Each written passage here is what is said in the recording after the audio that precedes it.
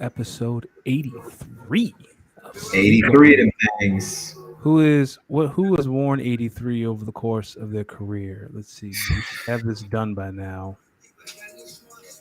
Honestly, I'm thinking of great 83s in the world. Yo, why aren't there more NBA players who wore 83? I assume anyone in the NBA wearing a number that's over 45 is there for violence. What do you mean? Why violence? Why violence Right. when you hear 83? I feel like someone in the NBA wearing 83, like that's probably the goon on the team. Like think of a person like Jay Crowder wears 99. Okay, I can see 99, but like 83 is just so random. It's like, yo, this is your number. You are here to fight people. Hmm. Okay, so here I'm looking at some Martellus Bennett, Arnez Battle, Mm-hmm. Tyler Wes Boyd. Welker wore There we 83. go. Dion Tyler Brand. Boyd. I believe There we go. didn't Wes Andre Welker. Reed wear 33? 33 or 83? 83. He might I have could be actually. wrong. Mark Campbell. Don't know who that What? is. Bob Christensen. Come on, dog. You remember the days of Bob Christensen? Oh But yeah, I was yeah. just talking about him the other day. We was texting about him the other day. Yeah, Bob. Tyrone Davis and Tyree Davis. And Hmm. Fred Davis. Tell me what they were there for. Tell me what Tyrone Davis was doing in the league. 95, 96, 97, 97. He was probably laying some wood. Pause. All Let's right. see. Man, there's a lot of OJ Howard. He wears 83 now. Shout out OJ Howard. Hope you get healthy soon, Oh my brother. wow, Man, a lot of Johnsons wore 83. Wonder that's why that weird. is. That's weird. I wonder why that is. Danny, tell the people where they can find this great podcast from. So, as always, this show is brought to you by goingfor2.com. Head over to goingfor2.com for all your daily fantasy needs. The fantasy football playoffs are here. Some leagues, your playoffs start this week. They may have started last week. I think it's a little early. I think they start this week, next week. So head over to goingfor2.com, get in, get that last bit of info you need to take your team across the finish line to win the number one spot. I know I will be using goingfor2.com. Not this week. Well, this week as well, but I know our playoff starts next week in our redraft league, which we will talk about later. But again, head over to Both leagues start goingfor2.com. their playoffs next week, I think. They do. So in the dynasty league, I've kind of checked out because my team is so mid, and I didn't like. I'm building for the future. Like my team is like too many injuries, too many underperformers. Like You're I'm throwing fighting in the for a towel. playoff spot. Huh? You're not you throwing in the towel and trying to trying to secure a better draft pick. No, I'm not. I'm not tanking. Like I'm not. It's not like I'm benching Josh Allen for Kirk Cousins. I am putting the best roster on the field. But over the Mm, past 4 or 5 weeks, that my best is still not good enough. So I am trying to be a smart GM, and I'm starting to think about the future and what that could look like from Ronald Isley's tax returns in yo, the dynasty league. Um, D, we have a lot planned tonight. Do you want to let the folks know what we're talking about? oh man, people, we're gonna start off, of course, talking a little NFL. We'll start off chatting about the NFL and Week 13 and some of our biggest takeaways, and of course, we like to talk about who we think have the most embarrassing loss. We'll get into that. We'll talk about Lamar Jackson's injury, what that may potentially mean for the Baltimore Ravens in the AFC North. We'll talk about the college football playoff. We have our top four. We'll also mention a few notable bowls and get our winners and predictions on that. We'll end our quick hitters off talking a little bit about, Monday Night Football. Baker Mayfield was released. I saw the Titans released their GM. Deion Sanders is now the head coach of Colorado. We'll talk about that. Luke Fickle's the head coach of Wisconsin. Chat a little bit about that. Anthony Davis and the Lakers are playing better. We'll chat a little Yeah. NBA. And then we might do a little bit of laughing while we're in the world of NBA of what Chris Paul did last week to repair Yeah. what Kanye decided to wake up and do. And then we'll end it off chatting a little bit about fantasy. The playoffs are here. So, Danny, you're ready to go. I'm ready. If you're ready, let's get into it. Let's get it. All right. So, week 13 in the NFL honestly had a really good slate of games. I don't know if I was necessarily anticipating, but Mhm. nonetheless, here we are. So last Thursday we started in New England. The Bills beat up on the Patriots. I don't know why I thought the Patriots would cover at home, but I'm crazy. It's whatever. And the Bills are now the number one seed in the AFC. Yes. The Packers, if they're going to beat anyone, they're going to make sure they beat the Chicago Bears. So we saw the Packers beat the Bears. Minnesota wins literally another close game. So if there's any foreshadowing to how you think Minnesota is going to lose in the playoffs, it's the recipe's right there. So they won a close one versus the Jets. The Eagles just beat up on Tennessee in the AJ Brown revenge game. The Broncos, like they just let I don't even like they just completely let one get away literally in the last minute versus the Ravens. The Bengals knock off the Chiefs at home and continue their winning ways versus the Chiefs. That's three in a row. And then, of course, in the NFC East, we had a Cowboys beatdown of the Colts and an NFC mid-off Mhm. between Commanders and the Giants. Danny, I got to ask you, what are your two biggest takeaways from week 13? This is semi Eagles related. The first one for me was the Jets letting the Vikings beat them because they just refused to run the QB sneak on third and goal and fourth and goal from the one. Mike White's a pretty big dude. Like he's not like it's not like getting Kyler Murray to run the QB sneaks. I understand that, but the Eagles have given y'all the blueprint on short yardage situation. Get your tight end, get your running back or receiver behind the quarterback, and just push them forward. That is not illegal. If it's short yardage, especially with the guy who was the size of Mike White, he just has to fall forward. You score, you win the game. For the life of me, I know we talk about in college the refusal to get under center and run QB sneaks. It has to be out of shotgun, but these are professionals. Run the QB sneak. Don't overthink it. Don't get cute.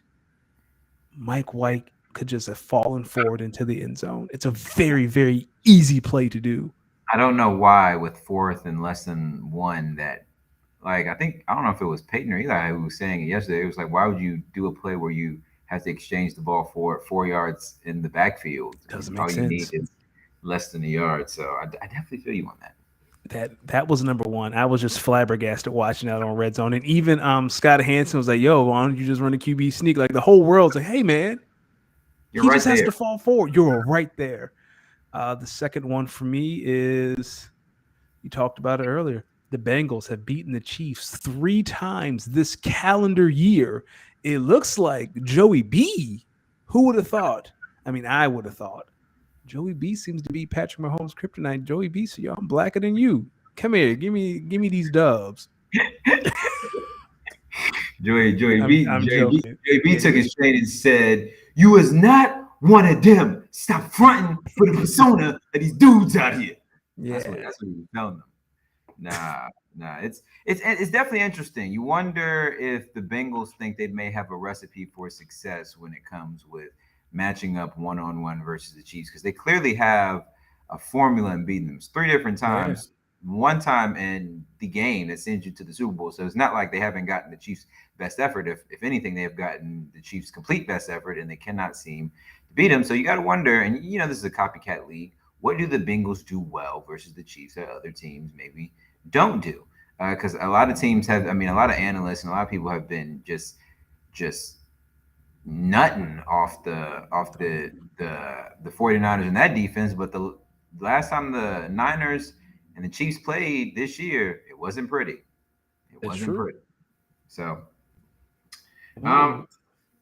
you got anything else? I might get into my takeaways. I think going into my takeaways, one, oh man, again, I want to reiterate the fact that some good, very, very good coordinators are not very, very good head coaches. Um, I think that's what Josh McDaniels and Brendan Staley down there and the Chargers versus the Raiders game. I was sitting there just watching that, and I was like, "Fam, this is like a coaching mid-off. Like I'm not really impressed by any of the coaching jobs here. You guys just have like a lot of superior talent on the field that's just bailing you out. You know, you wonder sometimes how many coaches would really be in hotter water if more of their games weren't put at 1 p.m. Eastern time. That's a fair question. Like, I know they're winning games, but Dan Campbell, man, glad he was playing at 1 p.m. a lot of those times because why are all your games close? That, like, you know what I'm saying? If all your games Yeah. are close, it either means like you're stinky or like some of these coaching decisions are just bad. I will say though, it is fun to watch the Detroit Lions. I had a lot of fun watching that game. Because you know why? Because for no reason, their games are just going to be close. And it's a blast. Like And that might be went the most fun team to watch in the league. Low they key. went up like 30 to whatever against the Jags and still had to grind that one out because the Jags was coming back. The Jags and the Lions are two teams, people I would highly suggest you watch just because like they're giving everyone like a great game just simply off the fact that they are just trying to figure it out. That's it. That's Like all it they are is. trying to figure it out, so they have to play hard.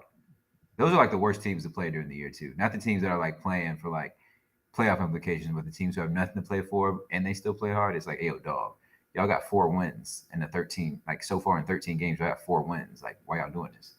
Well, Another, the Jags play the Cowboys in 2 weeks. I need you to do Jag things. I need you to beat the Cowboys. Thank you. are you afraid of the Cowboys? Fuck no. Excuse my language. But it would be nice to have some more cushion.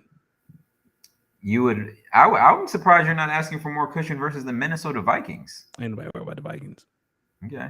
See, you have. I don't know if the Eagles have really gotten too deep into y'all's divisional games. You have to. You have. I mean, I know y'all played the Commanders twice. We played the Commanders twice and the And the Cowboys. We Cowboys. played the Giants this week. We still have 2 meetings with the Giants and 1 meeting with the Cowboys. Hey, you. If all goes well, y'all win all those games. But when it comes to divisional games, you have to assume you might have one or two losses just because they see you twice a year. Yes. Like it's gonna be some. Well, you know, off of the second game versus the Commanders, you'd be like, yo, that's some BS. This game doesn't. Whatever. You just gotta Complete be there. tomfoolery. Yeah, like the complete whatever game. Like our game against, like our game earlier, the Packers game earlier this year against the Lions, and we got down the red zone like 5 or 6 times and was just throwing interceptions and stuff. It was like, all right, well, this is just some bullshit. Like, just chalk this up to being some bullshit. I think my second takeaway from week 13, and before I say that, was good Kyle, was good Bam, was good Gator J. Uh, Bam said that the reason why teams like the Lions and the Jags play so hard, no matter what, is because that's how they keep their fan base. Lose, but keep it close. Constantly giving fans hope. Yeah. Yep. Yeah, pretty much. Hope is the greatest drug on earth. Yep. Yes, it is. My second takeaway from week 13. I can't believe I'm saying this, but part of me kind of wanted a top 5 pick for my Green Bay Packers. And I thought about it, and I was like, well, I can't expect the Bears to help us. They haven't beaten us in like 4 or 5 years. They might lose to a team that's not good. And sure enough, guess what they did? Oh man. Listen, we're at week 13 now. It's safe to say that with the amount of stinky football being left to play or being played still, I think we can all safely say that this is just a lot of stinky football left in the NFL. And this is the NFL product currently. Fam, an NFL team started I don't remember his name. Kyle Allen. An NFL team started Kyle Yes. Allen this week. In Houston. But we know what Houston's goal is. Houston is here for CJ Stroud or Bryce Young. Like whoever they're here for a quarterback. We know why Houston's here. Yeah. Kyle says the Green Bay Packers, and he is correct. The Green Bay Packers are now the all-time NFL leader in wins, which is pretty cool. Yes. I remember hearing that on the broadcast. Like, that's a cool stat. Yes. So the Packers are the all-time leader in NFL wins. It's funny that when you look at the history of the Packers, we've only had a few quarterbacks, but they've just been generational quarterbacks. Now, all of them are only good for one Super Bowl win, and that's okay. Like That's okay. that, like it is what it is. It's funny because we've been playing better offensively. It's just defensively we are. I don't even think ass is the word. We're putrid. Like But what? Christian Watson, He's good. that boy, good. He good. It's funny. At this point in the season, would you take him as offensive rookie of the year? I'd have to think about that. Let me think about other There's no who. quarterbacks. No There's quarterback. no We can yeah take that out. yeah. Yeah, There's no no quarterbacks. Now quarterbacks. you're Are there looking at any other what? receivers putting up like numbers? You can look at maybe a Chris Olave. Yeah, Yeah, maybe Kenneth Walker. These names are yeah. what now. Um, and we're talking just strictly offensive rookies. I mean, Damian Pierce. I don't. He's kind of Maybe falling off. he's falling off maybe the last 3 weeks or so. I don't know. I think Christian Watson has a chance. He scored in like what 4, 5, 6 straight games. Yeah, he has like 9 touchdowns in like the past 4 games or 5 games, some Good. absurd like that. He's good. He's fast. He's like naturally fast. It's funny because the whole narrative that the Packers never give Aaron Rodgers any help, and now it's just he's silently racking up these touchdowns, and I think people don't want to highlight it because then you have to highlight the fact that he's a second round pick, Yeah, and that's not the narrative they want to push. Yeah, there's a clear narrative that I don't want to get into it, but if y'all heard what LeBron said last week about the whole Jerry Jones thing, you see what's going on. The media, whether it's sports media or regular news coverage media, they be playing these games in our faces, and they're just, I mean, and they just letting it know. They listen. Who had the most embarrassing loss of the week, my friend? Oh, we're on the same page. The Fighting Jeff Saturdays. You were up. You were have a 2 point conversion from tying the game, and you turn around. I went to bed. And I was like, Colts might pull this out. And then I saw the score, and I was like, did I miss something? In that Man, fourth quarter, Jeff, you're not getting that job. Like, you're good. Like you do. You're not getting that job, dog. You can't do that and then ask for that head coaching job. yo, I went and I got a quick quesadilla and margarita from the Mexican spot up the street from my crib, and I think it was like I was still in contention in my fantasy game.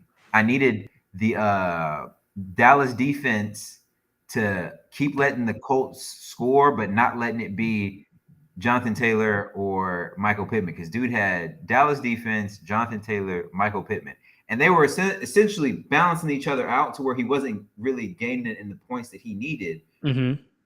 to catch up to me. And so I'm like, all right, well, this game is going to be close contested. And I think the Cowboys are going to run away with it. I think I'm going to stop watching it and go get my quesadilla. Dog. I came back and that game was very, like, I lost by 11 points. Big mistake. Lost by 11 points. Which league was this? It was in a league we're not in together. Okay. But yeah, I lost by 11 points, and I was like, what? What? Now the real reason why I lost is because I benched Jalen Waddle. No, I started Jalen Waddle and benched Devontae Smith when I really should have. But look, my other wide receiver was Christian Watson, so I was like, okay, well, I can only start two of you. Oh, you made the right choice. We didn't know Waddle would get hurt in the San Fran game. How hurt is he? Well, he came back, but he was questionable. Like he was out and he came back. He caught a pass, and that was it. Yeah. So luckily in that league, I've already secured a first round bye, which I'll talk about later. But I need some help to help secure a third first round bye, and then these other two leagues of mine where I'm not getting a first round bye. I just need to get in, man. I just need to get in. I'll do my best to help you with that.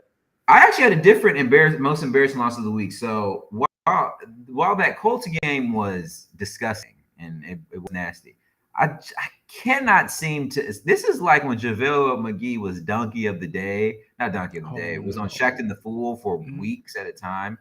The Denver Broncos, I just cannot escape this feeling, dog. Because every time I watch y'all's game, especially this week when you're going against a Baltimore Ravens team who you can tell energy wise they're depleted without Lamar Jackson. Offensively, they are very stymied. They're stagnant in what they can do offensively, and you still find a way to wait until the very last minute of the game to lose. Unbelievable. I think it was what 10-9? Yes. Like dog, y'all didn't score an offensive touchdown. All right. Pray for Like your Broncos fam. fam, if you are a Broncos fan or know a friend who's a Broncos fan, you just gotta remind them that they gave 200 million of them things Mm, away to pay for this. So this is what it's got to be for a little bit. good luck. And there's a lot of people who invested into the who like there's a couple of investors in that ownership stake for the Broncos, including my man Sir Lewis Hamilton for my favorite F1 team, the Mercedes. Hey brother, I'll take some of that money. I'll give me 200 million and see what I make it. I'll make it shake. I'll make it Oh, shake in the NFL. I'd blow my knee out week 3, put me on IR. We Gucci. Bam says, hopefully Greg Roman takes the Stanford job and gets the hell out of Baltimore. So is it Greg Roman, the offensive? Because I know a lot of people like to give Greg Roman, the offensive coordinator, a lot of shit, but Yeah. let's just talk about the fact that where the Ravens consistently draft versus the talent that's there is never equal. The Ravens are always drafting 27th, 28th, 29th, 30th, 31, or 32 because they're a good team that most of the time makes the postseason. Can we agree to that? Yep. Okay. The Ravens' biggest issue is wide receiver. They don't have a true wide receiver one threat. And because of that, they have to find unique ways to get their talented group of wide receiver twos and threes involved. They're quote unquote wide receiver one and Rashad Bateman, he's hurt. I don't know if he's hurt. I'll say that. He's hurt. So they have to find other ways to get their wide receiver twos and wide receiver threes the ball. I think some would say that there is no true wide receiver one on this team. There is no dynamic wide receiver one that you see on a lot of teams. Now there is Mark Andrews. He could be considered wide receiver one, but it's like Travis Kelsey on the Chiefs. Yeah, but I don't Travis know if Kelsey is generational. yeah he is. Travis Kelsey is generation, and he's essentially like a very big wide receiver. Um, so I guess I say all that to say, Bam, that I don't know if Greg Roman's the issue, or maybe we need to start thinking about this GM and like how or we need to make a big trade for a big time wide receiver and prioritize that position. Kyle says, is there even a wide receiver two on the Ravens? That's a good question. It's a good question. Demarcus Robinson, Devin Duvernay. So I would say Devin Duvernay. I guess Devin Duvernay. Staying on the Ravens, I guess this is a good transition to our next topic. So I guess all of you saw in this game where the Broncos lost 10-9. I guess you guys heard me allude before that there was a big injury that came out of the NFL this week, which was the Baltimore Ravens QB Lamar Jackson. He went down with a knee injury. I think it came out that it is a PCL sprain, so it isn't expected to be season ending. But he's expected to be out a few weeks. I think I saw somewhere that normal recovery is like 1 to 3 weeks for these type of injuries. So, Danny, question for you. How big is this injury for the Ravens and their AFC North title hopes? Well, I think it's a big blow, obviously, because he's Lamar Jackson. So I went online. So right now, both the Bengals and the Ravens are 8-4 in the division. So the Ravens the rest of the season, how long? He's out for 4 to 5 weeks, right? I thought I saw 1 to 3, but who knows? Okay, let's do the next 3 games for each. So the Ravens are at Pittsburgh, at Cleveland, and then the Falcons. The Bengals are home against the Browns, at the Bucks, at the Patriots. Out of those 3, who do you think has the Ravens definitely have the easiest schedule out of the 2, but without Lamar, those games are really, really, really, really, really hard. I think this could be. I think the Ravens will still make the playoffs, but I don't think they're going to be hosting a home game because of Lamar's knee. I think that this is the Bengals' time to strike, win the AFC North or lock up the AFC North. I And guess I guess my question is well, I guess my thing is like when you start talking about strength of schedule, which I think this had this a big component in there. I mean, you're talking about the Bengals who have to go to Cleveland. I think they'll win that game. The Bucks mhm. game might be a little tougher than anticipated. I think the Bucks might get some things rolling. Um, Maybe offensively more so than defensively when talking about the Bucks. The Patriots, I feel like the Patriots can come in and can have a very good defensive game plan for the Patriots and try to keep it a low scoring game and try to keep the ball out of Joe Burrow's hands. I don't know. I don't know. Do you think there is a game plan for Jamar Chase And by who? for the Patriots? Like, they don't have an answer for it because Jamar is back and he seems to be like he was balling out Sunday. Let me tell you something. Bill's going to say anybody but that. Well, no, because they got T. Higgins. I So say okay, they going to listen. no, They okay. going they're going to play man. I think what they'll probably do is put their best cover corner man to man on T. Higgins and then roll at all other coverage to Jamar's side every time, and then try to dare the uh, Bengals to just run the ball against them. Good luck. Good luck. Hey, it's been one of the better defenses in the league. So we'll see. I don't know. I think it's interesting. I think when you think about the state of the AFC North, obviously is going to come down. I think to what you're saying between the Ravens and the Bengals. I think I might be. I think I might be with you. I think this injury is big for the Ravens. You know, granted they do play. I think you said the Browns in there. Yeah. So hold on The 1 second. Browns, the Falcons, and the Steelers. Yep. And so I think, the Steelers game, obviously, because it's a divisional foe, I think they probably have the best defense of the three. So I would think maybe the Steelers might actually end up beating the Ravens. But I think with Tyler Huntley in that quarterback, I think the Falcons game is definitely winnable, and I think the Browns game is very winnable.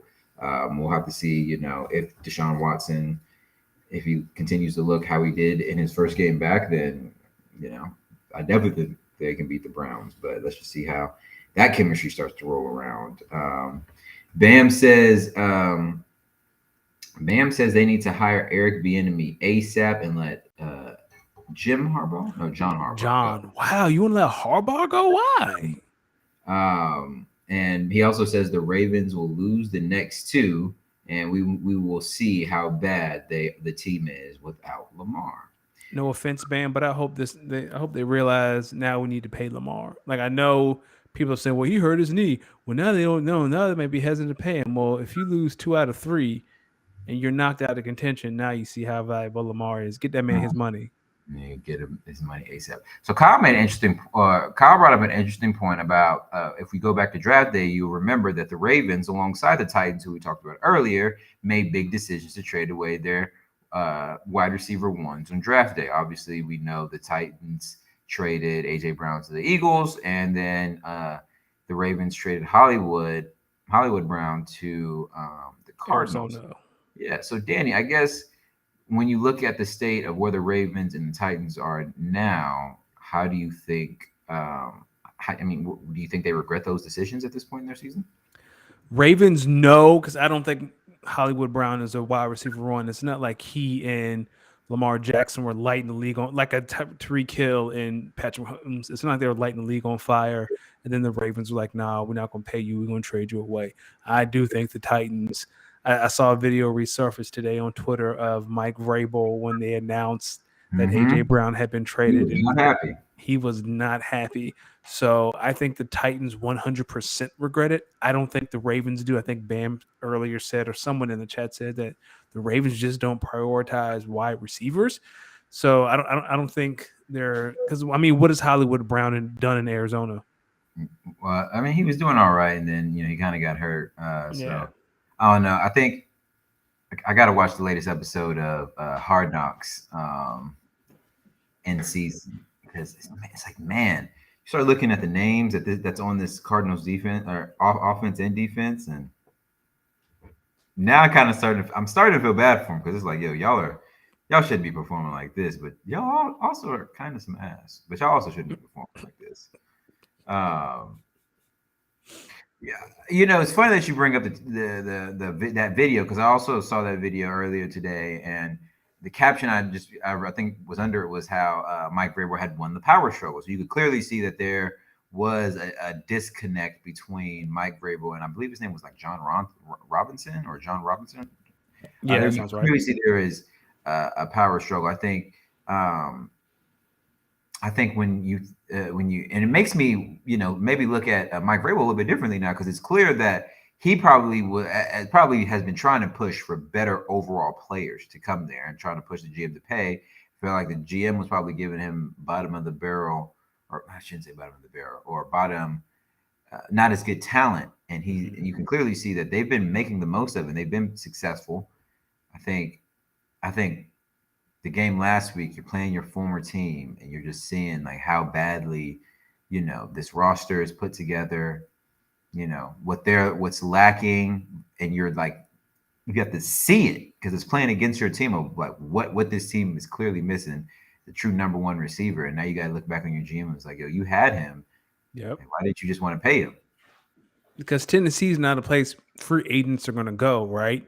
I mean, Tennessee, it's nice and they pay, but when you draft a guy, like there's something to be said around the league that a team will take care of their guy. Like that means a lot.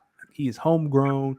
We're going to take care of our own before we go give money to someone else or go draft a replacement. So Mike Vrabel might have won this power struggle, but what was the price? AJ Brown, dog, Well, you not gonna be there long enough to see the success rate at this point. I think the next stud player that they get, hopefully that's Traylon Burks. They really got to make sure they take care of him and really got to, Yeah, when the time comes. because they took care of Derrick Henry. Yeah, You ain't have a choice. you saw what that brother was doing. He was like, yo, if we lose this dude, this team is some ass. And we'll see it. We'll see it. All right. Staying in football, but shifting to college football. Danny, it is here. We finally Yes. have the top four. We finally have bowls. It is people, the college football playoff and the bowl season. Before we get into this, Kyle, as always, with his lovely research, has a great stat for us. While we talk about the Arizona Cardinals, said since that Thursday night game between the Packers and the Cardinals last year, I think you guys remember that one, or maybe last year or the year before. It's Thursday night game between the Cardinals and the Packers. Cardinals came in like 7-0. That since that game, the Cardinals are 8-15 since Rasul Douglas intercepted Kyler Murray. You hate to see it. You Tough hate scene. to see it. But back to the college football playoff. So the stage is set, people. The four teams. You have number one Georgia versus number four Ohio State. Then you have number two Michigan versus number three TCU. So Danny, we'll start with the college football playoff before we get into those. Okay. What are your thoughts on this Final Four? And give me your thoughts on predictions to who wins the semifinals, our finals matchup, and who you think is going to win it all. The committee got it right. USC, all you had to do was beat Utah. And even if you had lost like by a point, I think the committee could say USC lost in a championship game and Ohio State never reached the championship game. Therefore, USC gets in. Like, even if you lose, it has to be competitive. One thing you could not do is go out there and get your ass whooped in front of everybody. And that's exactly what happened. Which is sad because I was rooting for USC. I was on the USC train, but back to what we got. I am excited as hell for Georgia Ohio State. That's the like that for me. That better be the night game. Like Michigan and TCU will be a good game, and I'm even on the verge of saying TCU will win. But I'm starting to jump on TCU train because it would be so cool to have a TCU like content play for a championship. But the game for me is definitely Georgia Ohio State. I hope that's like I think one kicks off at like 3 and the next one at like 7. Like make that the 7 because America needs to see that. In regards to who I think is going to win, I want to say TCU. I really do, but I'm gonna take Michigan and I'm gonna take Georgia. That is my And then UG, I have Georgia winning it all, but my finals matchup will be I think Michigan TCU is going to be closer than most people think. And I would not be surprised if TCU won if they turned it into a track meet because Michigan cannot keep up in a track meet. And that's going to be their downfall either way. Like whether it's I against was just telling TCU. this. Say what? So I was just telling like a coworker earlier because he was saying that he thinks it's going to be. He's an Ohio State fan, and he was saying we're going to play Michigan in the national championship game, get our rematch. And I said, wait a minute, hold on. I said, yo, I don't think Michigan is going to beat TCU. And he was like, what do you mean, man? You really think this TCU team is legit? I said, dog, they are literally very fast at a lot of positions. That is very hard to cover, no matter the level. And he was like, Yeah. oh, I don't know. And I was like, watch the tape. Just watch the tape. Like Just if watch the TCU tape. turns this into a track meet, I don't know if Michigan has the horses to keep up because Michigan likes to play, traditional power run. We're going to take our time. We're going to set up the play action. And TCU is very so. It's just a matter of style, right? Like what style is going to take over. And I think TCU will keep it close. I think Michigan wins. And then Georgia, like everyone's seen Georgia. What are you going to do against Georgia? Even though that's going to be a really good game, and it'd be really cool if we got Ohio State, Michigan for a national championship. The country would go crazy. But for me, I think it's going to be Georgia, Michigan, and Georgia's just too much. Like Georgia has been dominant all year, and Yeah. why stop now? So I think I'm with you. I think well, first off, I think after the conference championship games, I was sitting at my desk and I was like, yo, what if honestly, what if we give Georgia a first round bye and make Michigan and TCU play each other for the other spot in the championship game because Georgia's clearly the best team in the country. I mean, this is it's clear and evident. I don't think anyone deserves to be number 4 because like look at the teams you had to choose from. But whatever. Someone had to get chosen. It was Ohio State. Um, I'll start with Michigan TCU. So Michigan TCU, I echo a lot of the sentiment you were just saying. I think if like TCU is fast at the wide receiver position, at the tight end position, at the running back position, at the quarterback position. Like they are like on defense, they can get after you. Like this is a good football team, and they're fast. And I think like if you watch the Dolphins play, if you watch the 49ers play, if you watch certain NFL teams, you can just tell certain NFL teams just beat you just off of pure speed and making you have to like cover a lot of fast, good football players. And I think TCU is kind of following that same structure, just in a like in a college aspect. I think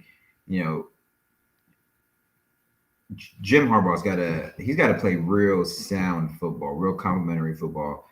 Run the ball a lot and well, and keep your defense on the field as least possible. Like I would, if I was Michigan, I would say the game plan needs to be ensure that TCU touches the ball like as least as possible. I think they're going to score and score fast. Like I know everyone's giving them hell because they lost to Kansas State, but I need a lot of y'all to know that Kansas State team, one, is very physical and a good team. They are a good team. Two, they play complementary football, which is what you need. Is what you need. So I think overall, if I'm being honest with you, I think Michigan leads for 98% of this game, and TCU wins it in the last couple minutes. Because they are a second half team too. So I wouldn't be surprised if Michigan goes up like 28-7 and then lose 42-35. You know what I'm saying? So definitely that sort of game happening. For me, Georgia, so go ahead. My bad. Last thing on that, for me is I would love to see this game like TCU up by 2 possessions because then Michigan just can't run the ball. Like if TCU was up 14-17 and the Michigan quarterback has to throw the ball, I don't think he's a good thrower of football. And I think that's their MO, that's their game plan because I think Jim Harbaugh knows he doesn't want his quarterback throwing it a ton of times. Like he wants to establish the run and he wants to eat the clock and put you in a position where you have to throw the ball. And then you let those defensive players and those pass rushers really get after it. Bam says TCU runs the 3-3, which is light work for Michigan. We'll see. I would stack the box and say, hey, dog, if you can beat me with your arm, I deserve to lose. Because I don't think he's a strong thrower. Are you talking about if you're TCU? Yeah, if I'm TCU, all right, I run the 3-3, but we walking some backers up, we blitzing, beat me with your arm, kid. Yeah, that's what I was saying. Although we saw versus Ohio State, they ain't Yeah, afraid. he did it again. Do it again. Yeah, do it again. Do it again. All right, so let's get into some other note. Okay, wait. I forgot to You talk got to about talk Georgia. about Ohio State. Georgia. So Georgia, Ohio State. I am not sure at all how this game is going to play out, Oh, and I got I brought myself down to two routes this game could go. This could either be a 28-24 sort of game, or this is going to be 52-10. yeah, Like I dog. Let don't me tell. see it in between. Like this, I think this might get like if this doesn't get ugly, it's going to be close the entire time. But if this thing gets ugly, I think this thing gets ugly. Let me tell you this: if Ryan Day goes out and gets his ass kicked by Michigan at home, and then turns around and gets throttled by Georgia, Ryan Day gonna be in Colorado with Deion Sanders. First of all, that's hilarious. I'm gonna say this: Ryan Day, go out there and coach like you got a set on you. Go out there and say, fuck it, balls to the wall, and let's do this. Don't go out there and coach scared like you did against Michigan. Your players pick up on it and they feed off your energy. I, I'm, I'm going to say Ohio State wins the game. Okay, here we go. I'm going to say Ohio State wins the game 35, no, 33-30. You know what? Let's look at. Now that you said that, I'm very interested to see the spread on this game to see what Vegas thinks of Ohio State. Probably Um, 6 point underdogs. 6 points. That's a little closer than I thought it would be. Let's see. No, I said it probably is. It's my guess. Where is the spread? Oh, I My gotta go guess. through all the. Here we go. College football playoff. The spread right now it is. It's 6.5 points. That Wow, look that's at that. really close. The People, I did not have a TCU look at that either. That was a straight guess off the top of the head. the TCU is 7.5 point underdogs. Yeah, I'm telling you. That is wow. That's a lot of respect for Ohio State. I thought it would at least be 8, like at least a touchdown. They're Wow, saying they're saying that they think that Ohio State can match up with Georgia physically in the trenches, which is where the really? game is Oh, won. and The that game is is won in the trenches. Y'all heard Marcus Spears. It's that is all the about night the game. trenches. TCU Michigan is at 4. Ohio State Georgia is at 8 on New Year's Eve. I can't think of a better way to bring in the new year than watching. I'm supposed to be on the East Coast getting a little litty. Oh, I'm gonna be drunk, dog. I'm gonna be. Yeah, I gotta just make sure wherever I'm at, they got a TV so I can watch the game. Watch it on your phone. Like I might be somewhere too. It's gonna be on my phone. Might I have might have to. other games that we may be sober watching. So we got Kansas versus Arkansas in the Liberty Bowl. I put this on here because I wanted to shout out the University of Kansas. They're Yes. in the bowl game. They're back relevant. I lived in the Kansas City area, which is not too far from Lawrence. So shout out to the Jayhawks. There was also some beautiful souls that went to the University of Kansas that I met out there. So shout out to y'all. We got Oregon and USC and Oregon versus UNC in the Holiday Bowl, aka the I disappointed everyone and here I am bowl. Um, Oklahoma versus Florida State in the Cheez It Bowl. I wanted to give this one out because shout out Florida State, who are slowly making their way back. They're going to get relevant again. Florida State said they got to make something relevant in the ACC again, You got to which make it Clemson attractive to Dion. like Clemson is licking their chops again, like, yo, please, someone else in this conference has to consistently be good again. It is not because like the Clemson got hurt because Clemson's biggest downfall was that the ACC in general was bad. So they didn't even have room to lose that many games. And even if they did lose a game, it was like that one game was gonna hurt them. So Yeah. I wanted to shout out Florida State and Oklahoma. I don't know if y'all expect to be in the Cheez It Bowl this year, but nonetheless, here you are. Hope you're not here for long. Maybe. Uh, Texas versus Washington in the Alamo Bowl. I'm not sure. I'm not. Listen, shout out Steve Sarkisian's getting the University of Texas back on track. I don't know how much longer it is until y'all make y'all's way over to the SEC, but yeah, This is as good as it's gonna get. this is as good as it's gonna get. What you think about Tennessee versus Clemson in the Orange Bowl?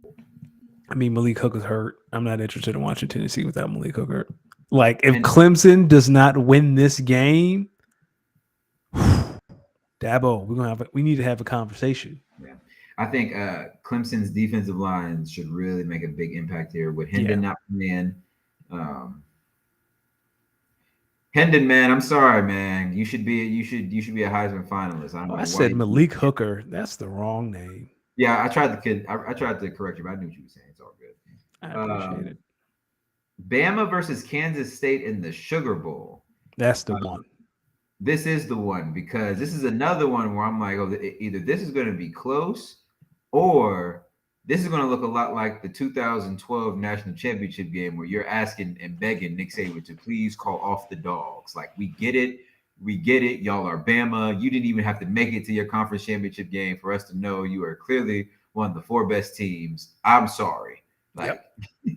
Dog. listen, that's what I think. Look, I think this is going to be like, I don't even mean a regular ass kicking. I mean, like, I feel like they are going to stuff their foot so deep up inside somebody's ass in New Orleans. Man, listen, I feel like Kansas State fans might be yelling out slurs that they ain't heard ever in the big of Kansas. Dog. Like that game. Yeah. Yeah. Like to what Bam is saying, like for like Saban really tried to sway the community to let them in, even though they had was it Bam had 3 losses? Two. Two losses by like a less than a total of 5 points, Yeah. They lost to LSU and all on the very Tennessee.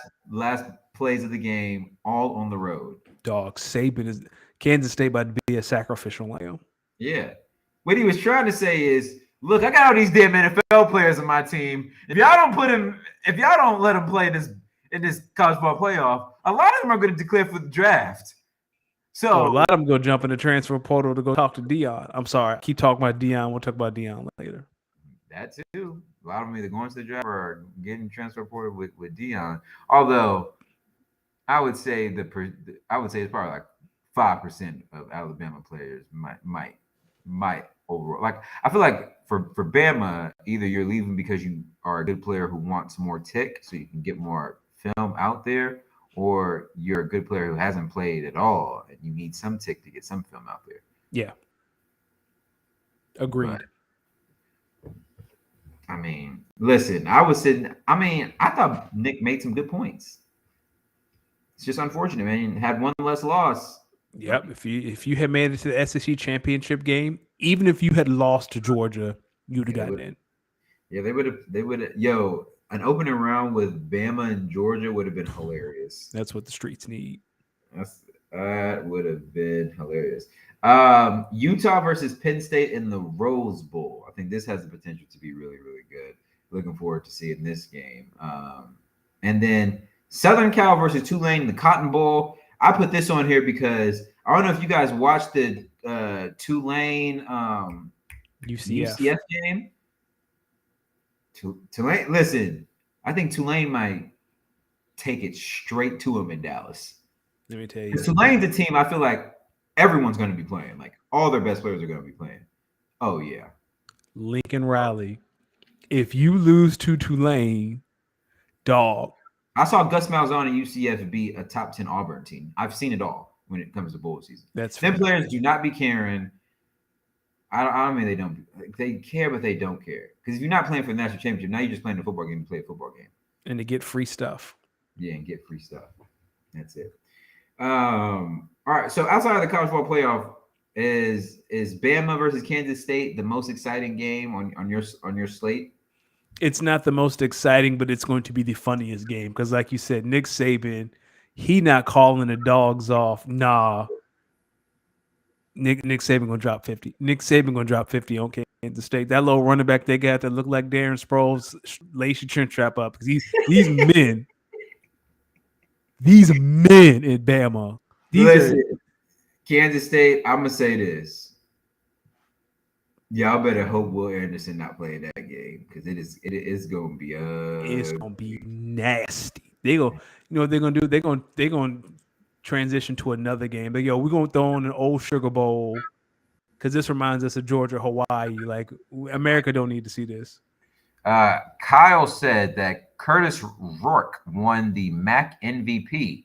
Go Canada. Oh, Kyle, never Bam change. says that he predicts it will be 56-0 Alabama versus Kansas Whoa, State. I would say 56-21 because Kansas State gets some garbage time TDs. But I wouldn't be shocked if Bama dropped 50. I mean, I wouldn't be surprised if they protect the goose egg too. That's true. Speaking of protecting leads, last night in our Monday night game, the Saints had a lead, and I believe it was something along the lines of 17-3.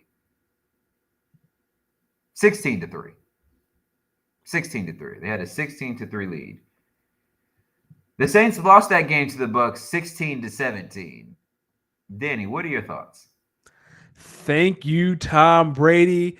That Saints pick is now in the top 5. The Saints have a 1% chance of making the playoffs now. For those who don't know, the Eagles own the Saints first-round pick. Tom, I appreciate you. Now I need you to lose out so Atlanta could win the AFC South because let me tell you something. I don't care what the record is. I don't want to see Tom Brady in the postseason. I don't care what his record is. I don't care what them stats look like. And you know what? I can speak on behalf of Dallas fans too because they're gonna be the ones to face the NFC South winner first if we win the division. Would you rather go to Tampa to play Tom or Atlanta to play Marcus? That's easy, yo. Atlanta, stop being Atlanta. Win a couple games. Get Tom out here, out to paint. Tom has done his good work for the season. Have some shame. Have some shame. Dog, that's the like everyone talk about. You don't want to see Dallas or San Francisco. Dog, I don't want to see Tom Brady. Have some shame. You afraid of Tom Brady in year 20 with this offense? He is Tom Brady.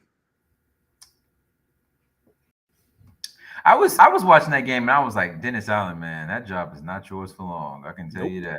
You are transitional, and I'm gonna tell you when a good opportunity. Dennis Allen, you better hope Sean Payton don't want to end up coming back because he don't like how you run the team. Nah, he don't want to go back to New Orleans. Sean Payton, which one of these teams out here has the best draft pick and the most potential? Houston, Indy. Let me tell you something. I think if Sean Payton went to Houston, that would be absolutely hilarious. That'd be great. Because like he'd be right next to Dallas. Yep. So he'd be like a way to stick it right to him. Kyle says he still thinks his prediction of a Chiefs-Bucks Super Bowl may come true. Let me tell you something. If we end up with Tom Brady in another Super Bowl and what would be probably his last NFL season, I might lose it. Dog. I'm telling like that's the kind of win last night that sparks a team for a postseason run. I'm telling you, I do not want to see Tom in the playoffs. And I can speak for Dallas fans. You do not want to go to Tampa in January to see Tom. You want to fly to Atlanta to see Marcus. No, I don't want to see I think Tom. you're missing the point where like you forget that the Falcons are not good. So the part where like you say Atlanta, stop being Atlanta, dog. It's 13 games. Ain't no stop being Atlanta. That's who they are. They is not a good team. I know, but yeah, see, Atlanta's 5-8. And I need y'all to stop saying Drake London is a bust. He's not. I need y'all. He is not a bust. Look who's throwing him the football. They don't trust Marcus Mariota to throw the football. And that's another story. And that's why Kyle Pitts is not successful. And don't be surprised. Yeah, that's true. I was getting ready to say if they take a quarterback. They have a quarterback. I just don't know what they want to do with Desmond Ritter. Yeah. But you don't want to see Tom. Nobody want to see Tom. Well, the Packers won't have to worry about it. We won't simp the playoffs. Speaking of quarterbacks that aren't going to make it, Baker Mayfield was released by the Panthers. And he was picked up by the Rams. But do you think this is the end of the Baker Mayfield? Like, is this the end of the line for Baker Mayfield? Do you think, or do you think we're reaching that time? You're looking at it through the wrong lens. This is the start of Baker Mayfield, the backup quarterback. His days as a starter have been done. We need to focus on Baker, the backup. The backup Baker. And you can make a lot of funny progressive if he had a sense of humor and could laugh at himself, which he cannot, from what it seems. He can make a whole lot of money with them progressive ads as backup Baker. That would be hilarious. He Baker, could. think about your I mean, future. listen, I think me and you have said it many times on this pod. Being a backup quarterback in the NFL, it's got to be an American dream, dog. Yep. You only come in if shit hits the fan, and if shit is hitting the fan, and you got to come in, Who cares? oh, you already this team already in trouble. We is already going down. Oh man, listen, Baker. If I was you, really dig deep and ask yourself, what's wrong with being a backup? Now, if you prove well, Baker, you could be Matthew Stafford's backup in his last couple of years. He don't have many years left. And then by that time, the Rams might have a first round pick and they might take their franchise quarterback, who you can then also back up. Dog. Chase Daniel has given us the book. Chase Daniel has given you the Bible on how to be a good backup in the NFL. Chase And there's nothing Daniel wrong. in LA right now on the Chargers, doing his thing, doing some post game stuff for NFL. Like, Chase Daniel gave y'all the book. Gave us the book. Gave us the book. Speaking of guys that are coming and going and giving new blessings, Deion Sanders is now the head coach of the University of Colorado in Boulder. Yes. What were your thoughts when you heard about the hire? And if I start rambling, people in chat, D, tell me shut up. Dion isn't doing anything that other college football coaches don't do. Dion's biggest mistake was coming in at Jackson State like he was going to be the savior of HBCU football. I think the quote is, I'm paraphrasing that, God sent me here to, like to help me uplift HBCUs, which he did. But, and I think Bomani said this today and it was perfect. Like, as a college coach, you have to sell youth on a 10-year plan, but your plan is year to year. And that's just the job. So, like, I know people are calling Dion a sellout. I don't think he's a sellout. He's not doing anything that any other college coach doesn't do. If you're at your job and you're making 60,000 and someone comes up to you and say, "Hey, come work for me. I'll give you 250,000." What you gonna say to them? I'm going to say, where do we sign and how fast can we get to the business? Yep. I think the thing for Dion for me that's going to be very interesting is recruiting, and I think he can do it. I had this conversation with my friends the other day, and they pointed some good stuff out to me. But for me, it's like you can walk into a young black man's home and say, "Come to an HBCU. Let's build something special." Like, that is a very noble cause and a very easy cause for them to get behind. Now at Colorado, that is gone. So you're in there talking to a student, and Lincoln Riley is across the street talking in the car, waiting for you to leave, and he can say, "I got some NILs for you. It's Southern California. What are you going to do? You going to play in Boulder?" Or if I'm a student athlete, I would, if I want to play in a cold weather city, well, hell, I can go play in Utah and at least get to the Rose Bowl. And then when the college football expands, I could jump into the college football playoff and contend for a national championship. So I'm not saying Dion can't recruit at Colorado. It's just going to be very interesting to see how he recruits now that that chip or that quiver is out of his. He doesn't have that quiver, that arrow in his quiver now of, Mhm. hey, come to a HBCU, do something for your people, get other people, uplift other black people and get them on TV, and maybe they get a chance to play on Sunday. That's my only, but I think Dion can do it. Yeah. Man, those are great points. So when I first heard about the hire, I think the first thing I said, similarly to you, was, obviously you understand why he takes the job. Clearly, Yeah. financially, they set him up for success.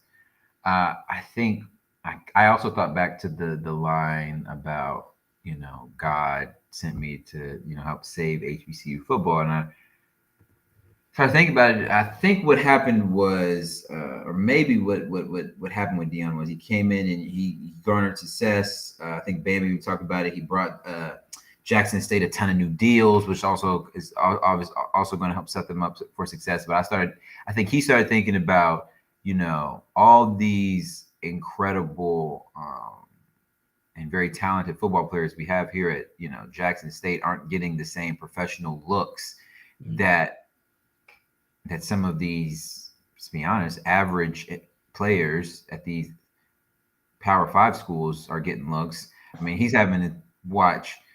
I mean, he's having to watch like the Mitch Trubisky's in the NFL, and he's saying, "Yo, we produce players in the HBCUs that produce at this rate or even better. We just don't have the coverage, we don't have the facilities, and he probably was like they don't have like financially they don't get the same." So I think he thought about it as, what if instead of trying to revitalize HBCUs, what if I try to find a new way to really help these Black men and women and go to this Power Five franchise and really change the culture from the inside out, give it some more of that flair, that funk, that spunk, and have this be a real springboard to get more of our players of our kind into the NFL. It's I think a lot of people say, "Hey, I understand why he took the job. I just thought maybe he would have stayed around a little bit longer." Dog, 3 years at any college program at this day of age, the way they get fired and the way they get hired, a little bit longer than you think. I mean, everyone wants the Nick Saban that'll be there for X amount of years. Yo, I want y'all to check how many times they have upped this man's salary. Yep. They're ensuring that, yo, you don't need to leave. We got you. We got you. Same with Dabo. That's why he keeps getting extensions. Yep. Same with same Kirby Smart. Kirby Smart. Same reason why Texas A&M gave Jimbo that crazy contract. I mean, when your football program's good, it helps so many different revenues of your university in general that you got to make that investment. I'll add another point to that, a little context to understand why there are a lot of Black people, especially HBCU attendants, that are upset at Dion. Dion's wanted to be a college coach for a couple of years, and no Power Five school would give him a legit look. Jackson State was the school that gave Dion his opportunity. And I did not go to HBCU, but from what I'm reading and what I'm hearing from people that did go, it's, HBCUs are always a stepping stone and it's never the prize. And that's kind of where the anger is generating from. And I understand that. Granted, I didn't go to HBCU, so I can't speak on that. But I think that's where a lot of the hostility is coming from. It's like, no one in the Power Five would give you a legitimate shot at being a head coach. Jackson State gave you the platform to jump to Colorado. And that's kind of like, especially with the God sit me here kind of talk, like, well, which one is it, right? Like, were you going to use this as a stepping stone this entire time, or has God told you to go to Colorado? Well, I mean, what if I think, I definitely understand that one. I think also to that point, I think a lot of them were just like, you left Jackson State for Colorado. Like, that's where. Yeah, like the fit is kind of weird. But one of my buddies said to me, it's like he didn't have the pick of the litter, right? Because I said, if I were him, I would have gone for the Cincinnati job. And then one of my friends said, well, who would say Cincinnati would hire him? Yeah. And I was like, I never thought of that. Because you got to think about it. They were probably thinking of, hey, we've had a pretty good team with Luke Fickell, like with Luke Fickell's system and his whatever in here. All we probably need is to try to keep as much of our original staff here, maybe try to promote from within. Yeah. Before we start. I mean, I like that. And then on top of that, it's like you want to start thinking about where you can go and what conference you can go to where you can have success. The SEC, there's way like it's like you can't beat out Bama, you can't beat out Georgia. Those are the two best teams. Now you got to think about recruiting wise. You're not gonna. It's hard to beat out LSU and Florida for some whatever reason always gets really good recruits because of the University of Florida. Yep. So now you're kind of battling for recruits with like the Arkansas of the world, who they be getting good recruits. Like the SEC, there's a lot of good recruits that get pumped to the SEC. So now you think about, okay, maybe the Big Ten. Well, how do you beat out Ohio State and Michigan? Those are the two premier programs. UCLA and Southern Cal aren't going to be here for a couple years. And I was like, all right, the Big 12.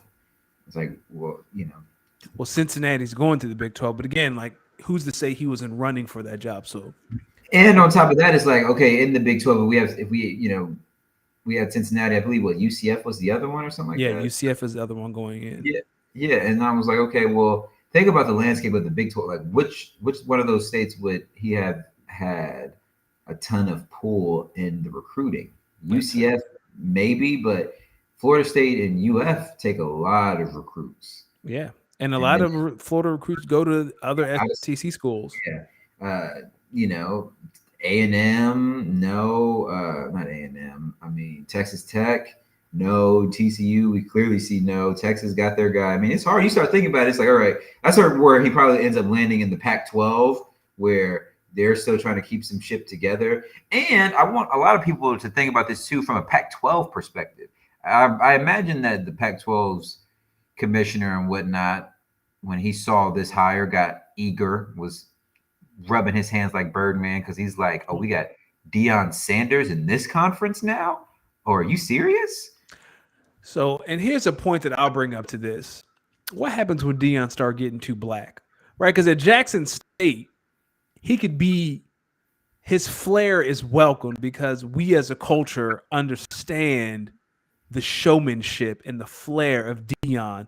What happens when Dion start getting a little like it's cool to be black now because you gonna get these recruits. But what happens when Dion start getting a little like when I was watching the SWAC championship game, there was a gentleman on the sidelines wearing a hoodie that just said at Coach Prime, like nothing regarding Jackson State. Like it was just about Dion. Dion has a deal with Barstool what he did at Jackson State where they were able to go behind the scenes and like get content and film, like get some stuff that most universities don't want out there. Like what happens when Dion just get a little too black or it's a little too uncomfortable in this room in Colorado is only won 5 games. Now again, 5 games for Colorado, that's the national championship. But what if like he's not and this is something again that not a lot of, I don't know what are you making about race, but that's just like what happens when Don start being Dion and it turns into Jim Harbaugh in San Francisco and people like a dog calm down or get out. If he's winning, it won't matter. If he's losing, See he ya. gonna make it known. He gonna make it known that this is how it's got to be. They don't like it, get rid of him. But to the recruiting thing, I don't know. Like the Colorado's not known for football, right? The Pac-12, a lot of your recruits are coming from California, Hawaii, and they're going to USC, UCLA, and Oregon And Utah now. and Utah. I think if you're Dion though, you gotta air a lot on your name, holding a lot of weight, and you gotta bring a lot of people with you through the transfer portal. People who are Yeah, looking. that like that's the only way because like Dion's name is popular, right? But he is popular to us and people who are older. Like he's going into an 18-year-old. It's like, yo, I'm Deion Sanders. I'm the best corner ever. Well, that's cool. But Lincoln Riley just said he can give me $120,000 NIL deal. He got my mom a house in Southern California. They ain't no scrubs out there in Colorado, so I feel like I'm not saying, but I'm saying like he's going to have to bring more to the table than I'm Deion Sanders. Come to this HBCU and build something special. Because like sure, like mom and dad know who Deion is, but my son don't care about that. mm-hmm. Bam said in the chat that when Dion, he thinks that when Dion gets maybe a smidge too black, he will get the Charlie Strong treatment. Yes, he will. Maybe that's why he never went and became someone's assistant or coordinator because he wanted to have his own head coaching brand. So, Dion, wishing you luck out here, brother, and we'll see how it happens next year in the Pac-12. But I think he can do it. I think he can too. What do you think of Wisconsin hiring Luke Fickell, as we mentioned a little bit earlier? That fits. That fits. How soon do you think Luke Fickell maybe turns around? Wisconsin has them back at the Big Ten championship game. He has 2.5 years. 3 years. He has 3 years. Mm-hmm. We'll see. I think 3 years is a little bit short. I think give him 3.5. It's the Big Ten. They're in the Big Ten West, which is kind of the bad division in the Big Ten. Yeah. So as All you long as got they. is Illinois, like what? Purdue. Mhm. I'm curious to see if they put USC and UCLA on one side of the Big Ten or if they put one in the other. They got to put one and the other to keep it even, right? Or you can move one, or you can move two. What they need to do is put Michigan or Ohio State and the other ones so they meet for the Big Ten championship. But that's not going to be every year, and they have to play every year, so that's not going to happen. So I don't know who you move over.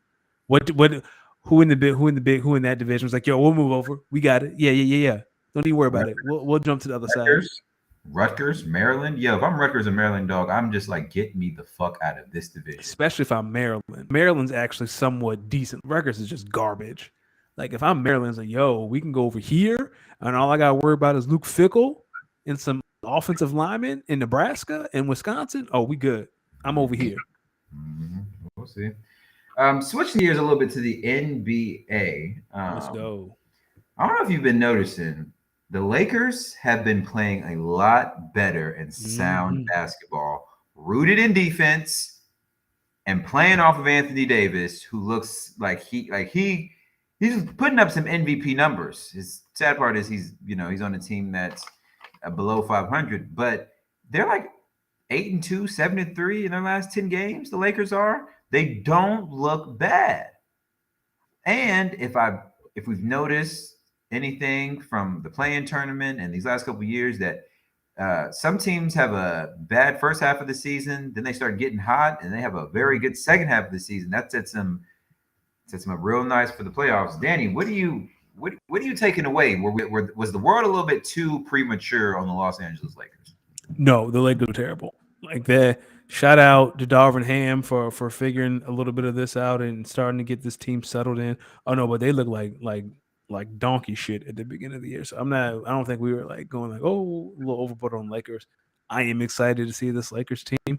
The league is better when the Lakers are contending or at least somewhat a threat to somebody else or to the Warriors. I'm glad Anthony Davis is back healthy. He's caught a lot of crap over the past 2 years. I think Barkley nicknamed him Street Clothes, Mr. Glass, and stuff like that. It's glad that he's healthy. Same thing with Zion, right? Like Zion is finally healthy. It's great to see them playing up to their potential. I think if you're a Lakers fan, it's like, yes, this is the guy LeBron can pass the torch to, and he can keep this Mm-hmm. train rolling. If I'm Genie and Anthony Davis is playing like this, I am more comfortable trading those 2 first-round picks and going all in for the next 2 or 3 years while LeBron calls it a career. If Anthony Davis is playing like this consistently, I am more. Who cares about 2023 and 2025? I can win rings this year and next year, and that's what it's about. I think if I'm Genie, like I like where you're going with. If I'm Genie, I'm looking at how Anthony Davis is playing. I'm thinking of how to improve this roster now. I think if I'm Genie, I'm really looking at this roster and saying, hey, really, how can we get one more good shooter, like Mm-hmm. one good shooter? Because I feel like with Austin Reeves starting to come on, we know we have LeBron and his 3-point abilities. With the way this team likes to play from the inside out, if we get one good shooter who can play a smidge of good defense, I think that'd be a big, big help. But we have Yeah. to continue. I think we really got to continue leaning in on the defensive identity of the team. I know Russ has been playing well with the second unit. We're starting to get a little bit of chemistry going, but it has to go through 80. And as long as this guy stays healthy, plays how he is, I mean, they're playing right now over my right hand shoulder. I'm hoping to see that. I'm hoping, that they're winning, but they're playing like a really good. They're playing like a good basketball team. There are some things that still needs to be fixed shooting wise. They still got to get better, but they're playing like a team. Like I'm starting to see the vision. I'm starting to see how maybe this team can be really dangerous. Really dangerous. I call Really. Indiana and see if that Miles Turner Buddy Hield deal is still on table because that's the deal. That's the deal But that makes them champions. at this point, do you think they would want to trade Westbrook for it? Hell yeah. Hell yeah. To get Oh, Buddy Hield and Miles Turner, yeah. I like Hell I yeah. like I really like Westbrook running the second unit. I mean, yeah, but now he's finally got value. We've been talking about his value for the past 18 months and how it's tanked. Now he has a But little now bit that of he has value. some value, I think you should look at it and be like, he runs the second unit well, and we've always. Rick Carlisle, do you want Russ for 2 first-round picks for Miles Turner and Buddy? Russ is on a plane. Have a night. That's an E deal. Hell yeah. think when you think about some of the weaknesses of the Lakers when LeBron James and or Anthony Davis is on the bench, like it is nasty time out there. I mean, but Buddy Hield and Miles Turner can solve a lot of that. Who's going to run the floor with him? Dennis Schroeder? You figure it out. That's Listen, the man. problem. Now you have another issue to figure out. Hey, man, we've been talking about Russ has no value for the past 18 months. Now he has a little bit of value. Now's the time to cash in. Guess we'll see. We'll see. Last NBA note. What do you think Chris Paul was doing last week when he saw that Kanye West had told everyone that supposedly Kanye had slept with his wife? Well, look at this. Look at Who in here this. So spamming? look Boo! for those who are watching or listening online, I should say. We just had some spam chat who said beautiful girls are here with a heart, beautiful girls are here with a green check mark, and then they wanted to make sure we really know by saying beautiful girls here, no emoji. Is this Chris Paul? Chris Paul's issue? Yeah, if this is what Chris Paul's issue is, then well, first and foremost, Kanye, stop snitching. Stop snitching. What are you doing? What are you Second doing? off, if you're Chris Paul, Danny, how do you respond to your wife when Kanye West makes like do you apologize off rip or do you immediately go to this MF is crazy? I don't even know what he talking about. I don't even know who Kim is. Kim, I'm like, dear, what you gonna do? Believe a dude who was just on Alex Jones praising Hitler? Is that what we doing? That is my retort. You gonna believe a Nazi? You gotta be like, hey man, he was on Alex Jones, and Alex Jones couldn't. He was left speechless. So you sure you want to believe that one? Now Alex Jones was like, yo, if Alex Jones gotta like try to get you to bring some stuff back, and you still double down, listen. Yo, you know how much of a scumbag you got to be to make Alex Jones uncomfortable. That man went to a court of law and said, "Yo, that Sandy Hook joint was fake." Like, you know how much of a piece of shit you got to be to make Alex Jones uncomfortable. He didn't know what to say. Whoa, wait. What? Who? You said Hitler, dog? Nah. Oh, but that would be my retort, dear. You gonna believe a dude who was just praising Hitler 6 hours ago? Word? Oh man, I bet you someone said that Kanye gonna make CP3 lose the only ring he's ever had, and y'all have to relax. Y'all have to relax, yo. No, you don't. That's hilarious. Y'all have to relax because they almost won that series against the Bucks. They almost won that series against the Bucks, and they should have beat the Warriors in 2019 or 2018. God. That's funny. Kanye, man, go to bed. These instances keep coming up when Kanye is so close to going to bed and decides not to. Kanye, go. Yeah, just go to sleep. Just go. Yo, put on some Maverick City music. Put on some Jesus is King, and like just go to bed, my man. Come on, man. Bam said the only time you can be like, "Don't believe him, baby. He crazy," and it actually works. Yes, this is one of those instances. Kyle said Kanye is beyond saying, so you can definitely deny it with credibility. Yep. Thank you. Yep. Chris, call me if you need a witness. Call me if you need a witness. Yeah, all right. It's good. Danny. Yep. Are you ready to talk a little fantasy football? Let's do it. All righty, people. It is our fantasy recap time. Danny, where do you want to start with our redraft league? I think we should. Our dynasty league since we got. Hey, let's do dynasty. Got our dynasty league. So, Danny, this week was week 13 in our dynasty league. Reminder, people, this is a 10-team dynasty league. The playoffs start starting week 15. Yes. Not this week, but next week. Yeah. Not this week, but next week. Danny, I can tell you right now, just looking at, the overall landscape of the league, I'm sitting at 9-4 I lost this week to a two-win team. But I'm gonna be honest with you, Kyle's team just straight kicked my ass, so I can't really say much. So congratulations to Kyle, who now has 3 wins. Ah, look at that. He beat me to it. So Kyle in chat says, D, how does it feel to lose to the worst team in the league? Yeah, Not good, Bob. not not not good, but congratulations, Kyle. I mean, that's all I can really say. That's a good win. I mean, I would. Is it really? Should I mention that my quarterback got hurt early, or should I just accept the L? It's okay. Just take the L. It's okay. Like it's the best thing that happened was not only did I lost, I won by losing because Gator J also lost. So because Gator J lost, I wrapped up my division and ended up winning the division. See, it all works out. So that is 2 first round buys I have. So I told you I'm in 5 leagues, uh, and I already had one first round buy with in this other league. I'm 10-3. And now in our dynasty league, I'm 9-4 with another first round buy locked in.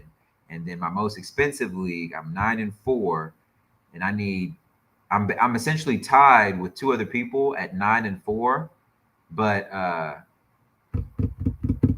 have the least amount of points scored of the 3 of us. So I'm currently third. Okay. But I've split the season series with both of the 2 teams ahead of me. So all I really need is for both of them to lose.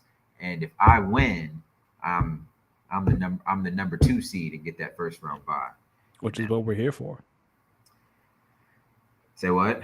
Which is what we're here for. That's what I need. If I can get 3 first round buys in 5 leagues, I'll be sitting pretty. I will be sitting pretty. Danny, as I continue to look at our dynasty league, I'm 9-4. Gator J is 7-6. Bam, who I also see in here, he's sitting there at 4-9. And Bam, I think your loss this week might have actually taken you out of playoff contention, like officially, which means Danny, I think you're going to have a top 4 draft pick for sure. Yes, We got one top 4 draft pick for sure, because I don't think Bam's going to be able to make it in. Which is interesting, Bam. Kyle is now 3-10. So, Kyle, I mean, you're getting yourself a better seeding for the consolation tournament, which could be all you need to help get that number 1 seed. Danny, gutter. I'm in the gutter.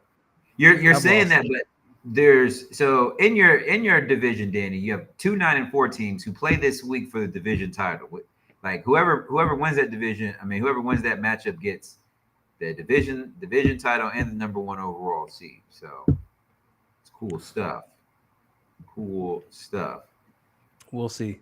Like and Danny, those three teams, they're like you, Capone 21, and my guy Dylan Friedman, y'all are all 6 and 7. And I'm gonna tell you, D Friedman, my man Dylan's on a roll right now. He was dead in the water at 4 and 7, 1-2 in a row, and now he's right back in the thick of the playoff race. So yep.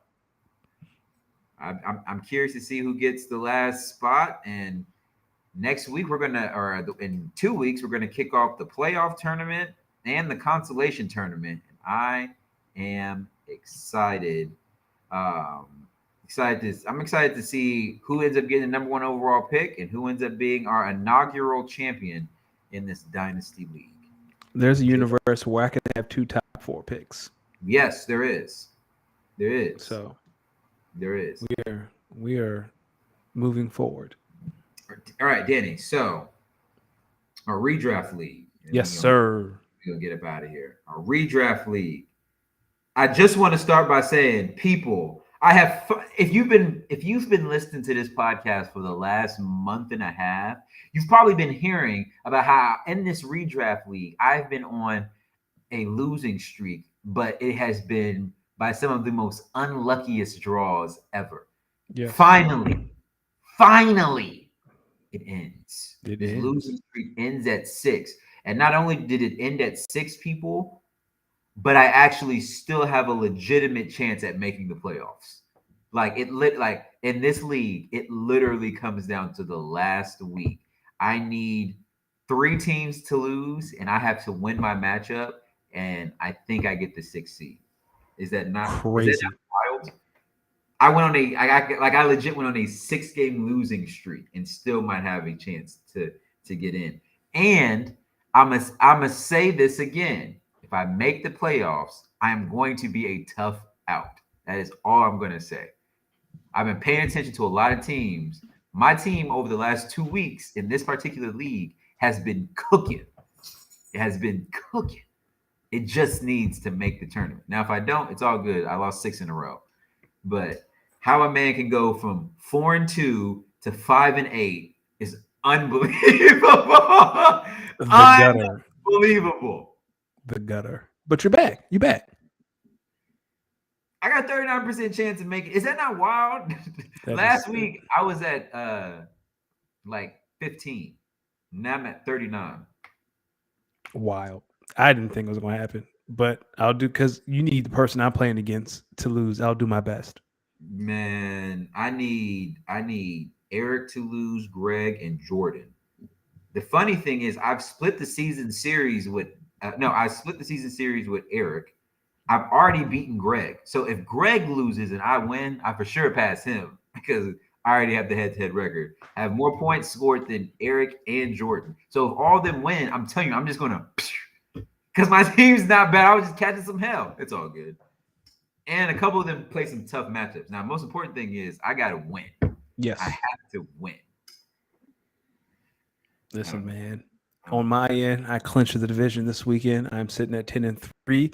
I am racing the other 10-3. He has the head-to-head against me, so I need to have a better record than him.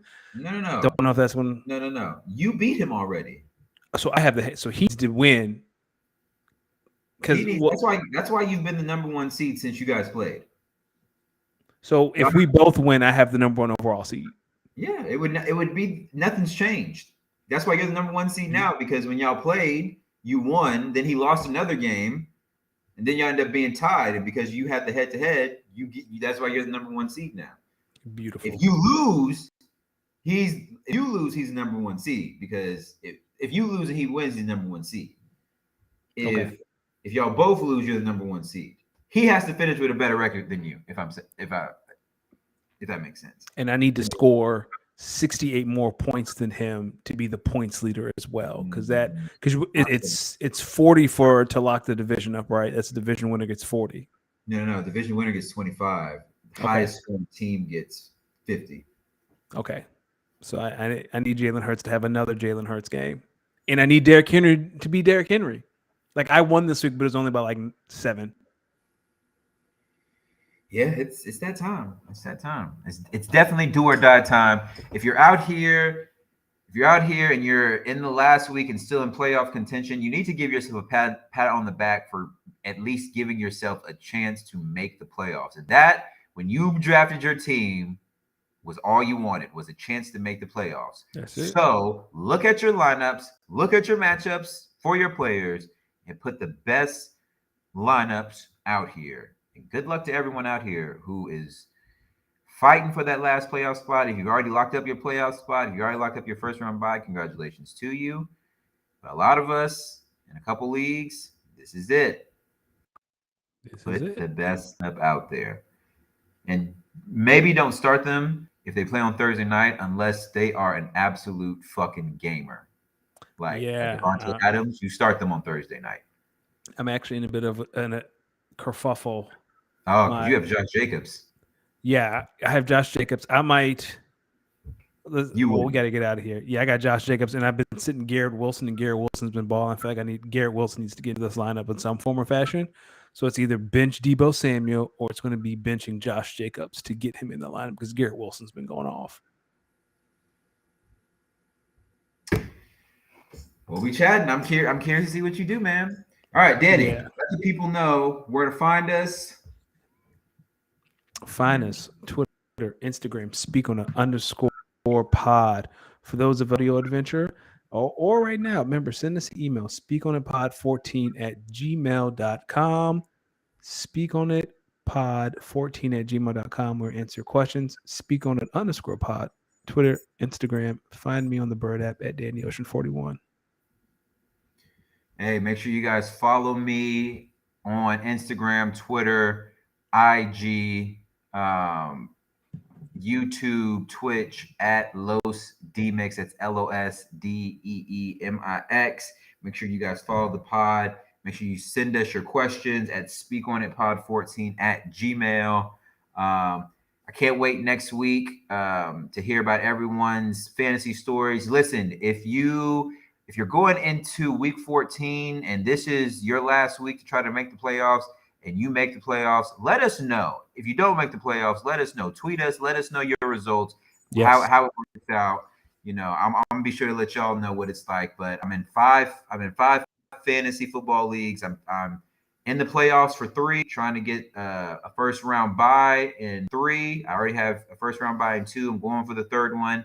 And I'm trying to be a wild card team in these last 2. So I'm going to let y'all know the updates on that. Danny, I think you're in, what, 3 leagues? 2 of them you don't, I mean, 1 of them you don't really care about. 2 of them you're pretty serious in. I'm in 4 leagues. The 2 ESPN leagues, I am the 1 seed, and I am dominating Dynasty. Looking to next year, the Yahoo, I ain't checked it. He ain't even checking it. We'll see. All right, people, holla at us. And I'm gonna get us out of here. This is Metro Spider. Shout out to Metro Boomin. That album go crazy. This is Metro Spider, Young Thug, Metro Boomin. Thanks everyone for stopping by.